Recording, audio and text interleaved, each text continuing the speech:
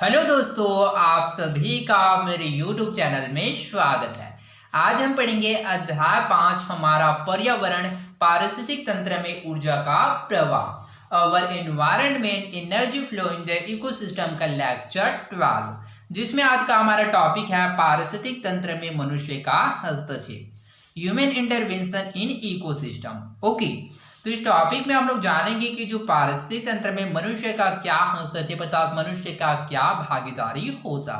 Okay, तो चलिए क्या है इसको हम लोग यूजुअली सामान्यतः समझने का प्रयास करते हैं कि आखिरकार किसी पारिस्थितिक तंत्र में मनुष्य का क्या भागीदारी या फिर क्या हस्तक्षेप हो सकता है। ओके, तो चलिए हम लोग क्या है किसी भी एग्जाम्पल लेते हैं, जैसे कि धान के पौधे का एग्जाम्पल लेते हैं अर्थात कोई भी फसल का एग्जाम्पल लेते हैं। तो चलिए हम लोग धान को कैटेगराइज करते हैं। ओके, तो जैसे कि क्या होता है धान की फसल क्या होता है कटाई होने के पश्चात वहां पर क्या होता है बहुत सारे जीव क्या होता है वह उपस्थित होता है, परंतु कटाई होने के पश्चात वह जीव वहां पर उपस्थित रहते हैं क्या नहीं।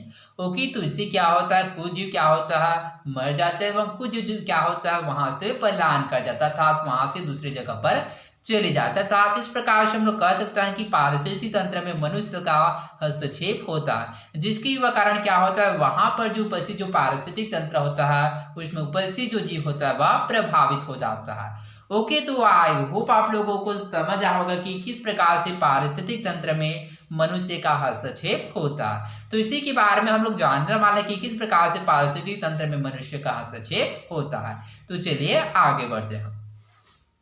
किसी भी पारिस्थितिक तंत्र पर मनुष्य कई तरह से प्रभाव डालता है। ओके, तो स्वाभाविक सी बात है किसी भी पारिस्थितिक तंत्र पर क्या है मनुष्य विभिन्न प्रकार से क्या होता है वह प्रभाव डालता है। जैसे कि हम लोगों ने धान की खेत में एग्जाम्पल दिए, जब फसल कटाई होने के पश्चात क्या होता है वहां पर जो उपस्थित पारिस्थितिक तंत्र है वह टूट जाता है। ओके, कार्बन के चक्रीकरण को ही देखें तो जीवाश्म ईंधनों के अत्यधिक उपयोग से पर्यावरण में कार्बन के ऑक्साइडों की मात्रा बढ़ने लगी है।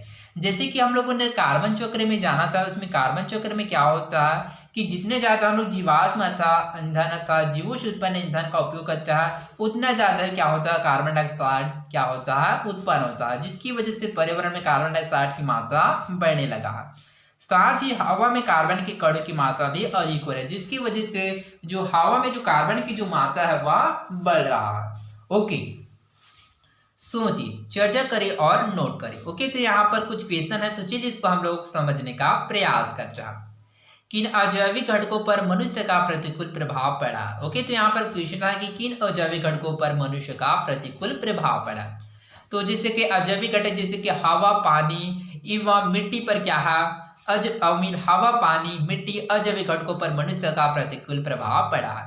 कैसे, तो चलिए इसको समझते हैं। जैसे कि हवा पानी, क्योंकि मनुष्य क्या करता है जीवाश्म ईंधन का क्या करता है अधिक उपयोग करता है, जिससे हवा क्या होता है दूषित हो रहा है। ठीक इसी प्रकार से हम लोग जल की बात करें तो जल को क्या करता है जैसे कि कूड़ा कचरा हो गया, फिर इसको क्या किया जाता है इसको पानी में फेंक दिया जाता है या फिर क्या किया जाता है उसको एनवायरनमेंट की किसी जगह में रख दिया जाता है। तो इस स्थिति में क्या होता है इससे विभिन्न जो गैस क्या होता है वह उत्पन्न होता है। जैसे कि किसी भी पदार्थ को हम लोग बर्न करते हैं अर्थात उसको जलाते हैं तो उससे भी क्या होता है विभिन्न सारे क्या होता है अनावश्यक गैस उत्पन्न होता है, जो कि पर्यावरण को दूषित करता है, साथ ही हमारे लिए भी हानिकारक होता है। ठीक इसी प्रकार से हम लोग मिट्टी की बात करें तो मिट्टी में क्या होता है जैसे कि खेतों में क्या होता है अधिक रसायन पेस्टिसाइड एवं उर्वरक का उपयोग करता है, तो इससे भी क्या होता है मिट्टी प्रभावित हो रहा है। ओके, किन जैविक घटकों को मनुष्य ने प्रभावित किया। ओके, तो यहाँ पर क्वेश्चन है कि किन जैविक घटकों को मनुष्य ने प्रभावित किया। ओके, तो दूसरे पोषक स्तर के जीव को जो डायरेक्ट उत्पादक पर डिपेंड रहता है उसको मनुष्य ने प्रभावित किया। कैसे, तो चलिए इसको समझते हैं।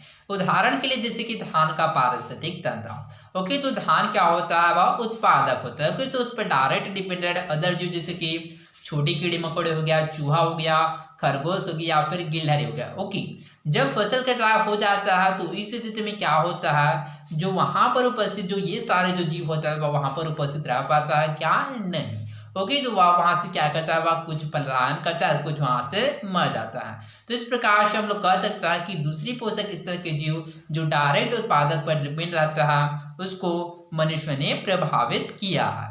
ओके, धान के खेत के खाद्य जाल का उदाहरण ले तो मनुष्य अपने फायदे के लिए दूसरे पोषक स्तर के कई जीवों को खत्म कर देता है। ओके, तो जैसे कि हम लोगों ने एग्जाम्पल की तरह समझा था कि जो धान की खेती के खाद्य जाल का क्या करता है, हम लोग एग्जाम्पल लेते हैं तो मनुष्य क्या करता है, अपने फायदे के लिए दूसरे स्तर के अन्य जीवों को खत्म कर देता है। जैसे कि जो धान पर डायरेक्टली डिपेंडेंट जीव जैसे कि खरगोश हो गया, चूहा हो गया, गिलहरी हो गया, छोटे कीड़े मकोड़े हो गया, फिर अन्य जो जीव होता है क्या करता है, वह धान के पौधे पर क्या होता है, डायरेक्टली डिपेंड होता है। परंतु जब किसानों के द्वारा क्या किया जाता है, वह फसल को काट लिया जाता है, तो इस स्थिति में क्या होता है, जितने भी जीव होता है वह क्या होता है, वह इससे अफेक्ट होते हैं। ओके, ऐसा करने पर उस पारिस्थितिक तंत्र पर क्या प्रभाव पड़ेगा? स्वाभाविक सी बात है, जब उस पारिस्थितिक तंत्र में उत्पादक ही नहीं रहा तो उपभोक्ता रह पाएगा क्या? नहीं। तो जिसकी वजह से वह पारिस्थितिक तंत्र खत्म हो जाता है। यदि धान के खेत की खाद्य श्रृंखला में किसी नए प्रजाति का जीव शामिल हो जाए तो क्या होगा? ओके, तो यहाँ पर क्वेश्चन रहा, यदि धान के खेत की खाद्य श्रृंखला में किसी नई प्रजाति का जीव शामिल हो जाए तो क्या होगा? ओके, तो इससे क्या होगा, तो इससे ज्यादा प्रभाव नहीं पड़ेगा। क्यों? क्योंकि परिवर्तन ही संसार का नियम है जो समय के अनुसार बदलते रहता है। तो इस प्रकार से हम लोग कह सकते हैं, यदि धान के खेत की खाद्य श्रृंखला में किसी नई प्रजाति का जीव शामिल हो जाए तो इससे क्या है, किसी भी जो जीव को भी अफेक्ट नहीं होगा। ओके, कीटनाशी दवाओं के प्रयोग से हर दिन हर धान के पौधे में 0.01 मिलीग्राम आर्सेनिक जमा हो जाता है। तो 30 धान के पौधे में कितने मिलीग्राम आर्सेनिक जमा होगा? अगर हर दिन आप लगभग 30 पौधों से प्राप्त दोनों को खाते हैं, सोचिए कितना आर्सेनिक आपके शरीर में पहुंचता है। ओके, तो चलिए सबसे पहले इस क्वेश्चन को समझने का प्रयास करता है, उसके पश्चात इसके आंसर के बारे में जानेंगे। ओके, कीटनाशी दवाओं के प्रयोग से यदि हर धान के पौधे में 0.01 मिलीग्राम आर्सेनिक जमा हो जाता है तो 30 धान के पौधे में कितने मिलीग्राम आर्सेनिक जमा होगा? ओके, तो जो कीटनाशी दवा के प्रयोग से क्या करता है, हर धान के पौधे में यदि 0.01 मिलीग्राम आर्सेनिक जमा हो जाता है तो 30 धान के पौधे में कितने मिलीग्राम आर्सेनिक जमा होगा? तो चलिए इसको हम लोग समझते हैं। तो ये होगा 0.01 मल्टीप्लाई 30। ओके, तो 30 के साथ क्या करते हैं, मल्टीप्लाई करते हैं, तो 0 का 0 हो गया, 0 और 0 बचा क्या, 3 कम 3, उसके पश्चात बचा 2 0। इस प्रकार से हमको क्या प्राप्त हुआ, तो वो प्राप्त हुआ 0 0 3 0। चूंकि यहाँ पर हम लोग देख सकते हैं कि 1 2 दो संख्या के पश्चात क्या है, दशमलव, तो दशमलव लगाते हैं 0। ओके, तो इस प्रकार से हमको क्या प्राप्त होता है, 0.03 प्राप्त होता है। ओके ओके, तो इस प्रकार से हम लोग कह सकते हैं कि हमको कितना प्राप्त हुआ, तो हमको 0.03 प्राप्त होता है। ओके, तो जो कि क्या होता है, यह केवल एक ही पौधे के लिए है। ओके, तो एक पौधे में क्या है, 0.03 क्या होता है, जो आर्सेनिक होता है वह जमा होगा। अगर हर दिन आप लगभग 30 पौधों से प्राप्त दानों को खाते हैं, सोचिए कितना आर्सेनिक आपके शरीर में पहुंचता है। तो इस प्रकार से हम लोग क्या करते हैं, यदि 30 पौधों से प्राप्त दानों को हम लोग खाते हैं तो कितना आर्सेनिक आपके शरीर में पहुंचता है, तो हमारे शरीर में रोज क्या है, 0.3% क्या होगा, जो आर्सेनिक हमारे शरीर में पहुंचता है। ओके, क्या आप जानते हैं जलकुंभ भी तेजी से बढ़ने वाला एक जलीय पौधा है। ओके, तो आप लोगों ने ऑब्जर्वेशन क्या होगा कि जो जलकुंभ भी क्या होता है, वो तेजी से बढ़ने वाला एक जलीय पौधा जो कि जल में क्या होता है, वह ग्रो होता है। सामान्यतः आप इसे अपने आसपास के तालाबों और नदियों की ऊपरी सतह पर फैला हुआ देख सकते हैं। जैसे कि आप लोगों के आसपास जो नदी या फिर तालाब में क्या है, या फिर जो झील है, उसमें भी आप लोग इसको देख सकते हैं। यह विदेशी लगाया गया पौधा जो जलीय पारिस्थितिक तंत्र के कई जीवों की आबादी पर विपरीत प्रभाव डालता है। ओके, तो यह कहाँ से लाया गया, तो यह जलकुंभ भी जो पौधा कहाँ से लाया गया, विदेश से लाया गया एक पौधा जो कि जलीय पारिस्थितिक तंत्र के कई जीवों की आबादी पर विपरीत प्रभाव डालता है। ओके, हम जानते हैं कि नुकसान पहुंचाने वाले कीटों और सूक्ष्म जीवों से बचाने के लिए धान की तरह अन्य फसलों की भी विभिन्न कीटनाशक, कवकनाशी, शाकनाशी आदि दवाओं का उपयोग किया जाता है। ओके, तो जैसे कि आप लोग अपने घरों में ऑब्जर्व कर सकते हैं, या यदि आप लोग विलेज अर्थात गांव से बिलोंग करते होंगे तो आप लोगों को पता होगा कि जो किसान होते क्या होता है, अपने खेतों में बहुत सारे जो पेस्टिसाइड एवं क्या होता है, फर्टिलाइजर्स का उपयोग करता है, था जैसे कि कीटनाशक था कीट को मारने के लिए, कवकनाशी फफूंद को मारने के लिए। ठीक इसी प्रकार से जो शाकनाशी होता है, वह जो खरपतवार होता है उसको क्या करता है, मिटाने के लिए या फिर उसको नष्ट करने के लिए इत्यादि दवा का यूज किया जाता है। इनमें से कुछ रसायनों का जल्दी अपघटन हो जाता है, किंतु कुछ लंबे समय तक मिट्टी में पड़े रह जाता है, जो हानि पहुंचाने वाले जीवों को समाप्त करने के साथ साथ मित्र जीवों और फसलों को भी नुकसान पहुंचाता है। तो इनमें से कुछ दवाएं ऐसे होता है जो जल्दी से अपघटन हो जाता है, परंतु कुछ ऐसे भी जो दवाएं होता है जो कि बहुत लंबे समय तक उपस्थित रहता है, जो कि जो मित्र जीव होता है, जो कीचुए होता है, वो के उसको अफेक्ट करता है, साथ ही जो फसल का को भी क्या करता है, वह प्रभावित करता है।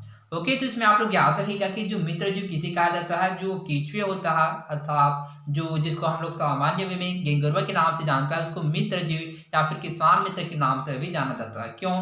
तो उसमें आप लोग याद रखिएगा, क्यों? क्योंकि क्या करता है, फसल को क्या बनाता है, अमीन जो भूमि होता है उसको उपजाऊ बनाने का कार्य करता है। कभी कभी फसलों द्वारा अवशोषित होकर उन फसलों को खाने वाले मनुष्य और पशु के शरीर में पहुंच जाते हैं और अनेक रोग भी उत्पन्न करता है। ओके, तो ये सभी जो पेस्टिसाइड या फिर जो उर्वरक होते हैं क्या करता है, यह फसलों के द्वारा अवशोषित कर लेता है, जिसकी वजह से क्या होता है, फसल में भी क्या होता है, जो क्या होता है उर्वरक या फिर जो दवाई होता है उसको ऑब्जर्वेशन कर लेता है, जिसकी वजह से यह जो खाद होता है या फिर जो खाद होता है वह मनुष्य और पशु के शरीर में पहुंच जाता है, जिसकी वजह से अनेक प्रकार के रोग उत्पन्न होता है। ऐसे कुछ रसायन जब लंबे समय तक मिट्टी में पड़े रह जाते हैं तब मिट्टी की भौतिक एवं रासायनिक गुणों में परिवर्तन आ सकता है और फसल उत्पादन कम हो सकता है। ओके, तो बहुत समय तक यदि क्या है इस प्रकार के रसायन का हम लोग उपयोग करेंगे तो इस स्थिति में क्या होगा कि जो मिट्टी के जो भौतिक एवं रासायनिक गुण में परिवर्तन आ सकता है, जिसकी वजह से फसल उत्पादन कम हो सकता है। ऐसी मिट्टी को फिर से उपजाऊ बनाना बहुत कठिन होता है। तो इस प्रकार से यदि ऐसा हुआ तो इस प्रकार की मिट्टी को पुनः उपजाऊ बनाना बहुत ही कठिन होता है। अतः पर्यावरण को हानि पहुंचाने वाले कृत्रिम तरीकों एवं रसायनों का उपयोग विशेषज्ञों की सलाह से कम किया जाना चाहिए ताकि हमारा पर्यावरण और हम सुरक्षित रह सके। ओके, तो इस वजह से पर्यावरण को हानि से बचाने के लिए क्या किया जाता है, कृत्रिम तरीकों एवं रसायनों का उपयोग क्या है, विशेषज्ञों की सलाह से बहुत ही कम इसका उपयोग किया जाना चाहिए ताकि हम लोग पर्यावरण ताकि हम लोग स्वयं सुरक्षित रह सके।